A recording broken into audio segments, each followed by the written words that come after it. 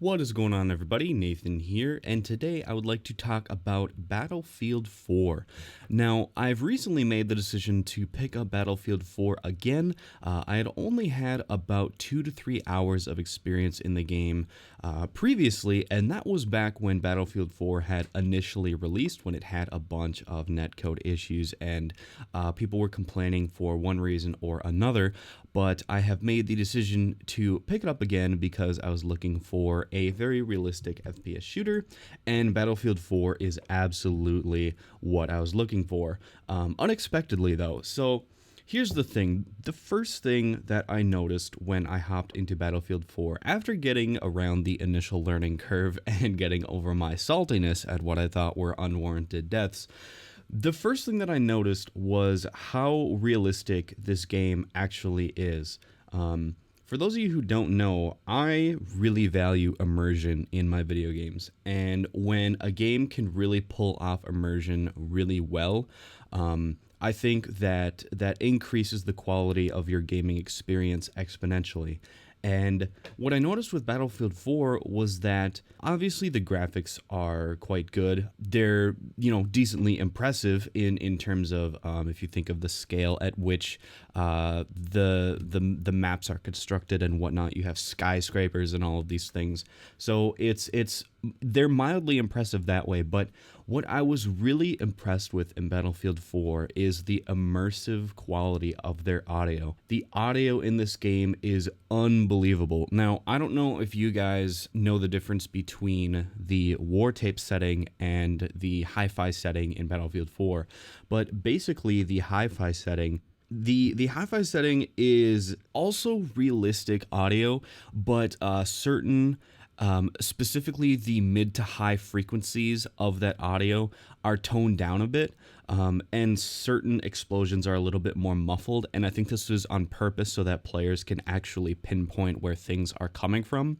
But when you switch to the war types audio setting, what happens is the mid to high frequencies are boosted a bit and things aren't muffled, and there's a lot more passive audio, which is like, or not passive audio, more like ambient audio. You're hearing the wind passing by, you're hearing the just radio chatter, just these very passive things that also sort of add to the experience. Now, if you're looking to play good Battlefield, then you probably want to use the hi-fi audio setting just because it's a little bit easier to pinpoint where sounds are coming from. But man, when you switch to that war tape setting, it is so cool. The audio sounds like you are exactly on a battlefield in World War III. It is absolutely just mind-blowing to me.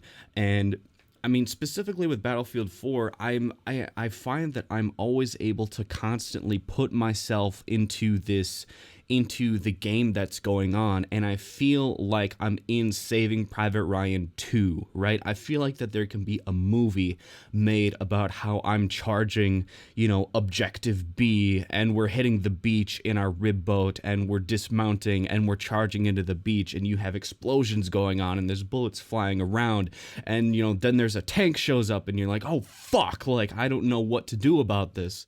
So if you are really looking to immerse yourself in the game, you can absolutely put yourself into this game and feel like you are playing a war simulator, which is not necessarily what Battlefield 4 aspires to be, but something that I think that it can pull off anyway.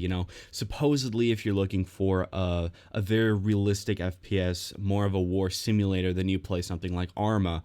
But and I haven't played Arma 3. I've played a little bit of Arma 2, but I don't know enough about it to really grade the quality of its immersion.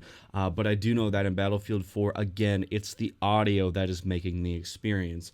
And I think that the audio quality is drastically improved by Battlefield's ability to change the audio depending on what environment that you're in. So if you are indoors, you're hearing a lot more echoey gunfire. When you're outside, that sound is getting dispersed a lot more easily. You have just the whole, like, the straight up quality of the audio that was recorded for this game is unbelievably high quality, but I think that it is made so much better by the fact that this high quality audio is very dynamic. It's changing depending on where you are and the situation that you find yourself in. And that is super, super cool.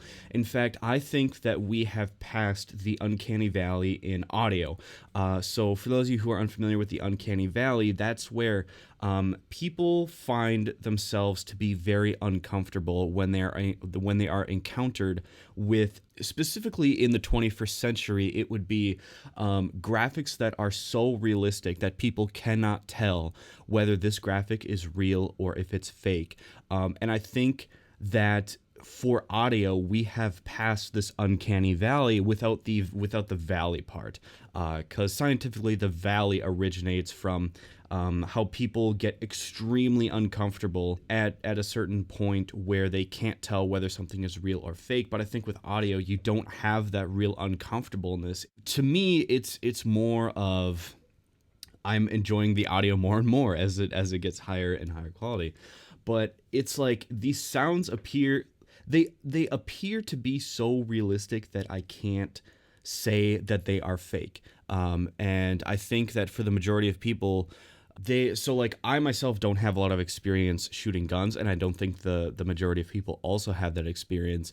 But just based off of previous samples that I've heard through movies or other games of just gunshots and stuff, there's something different about Battlefield. I feel like they've hit the realism factor much more in this game than any other video game, quite frankly.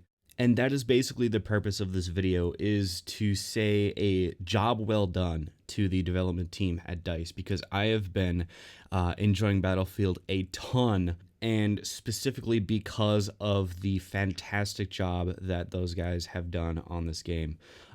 So that's pretty much the purpose of this video, guys. So all I can say is that if you have $60 to spend, then you should definitely go pick up Battlefield 4 and start playing. There's still a decent player base that is still active.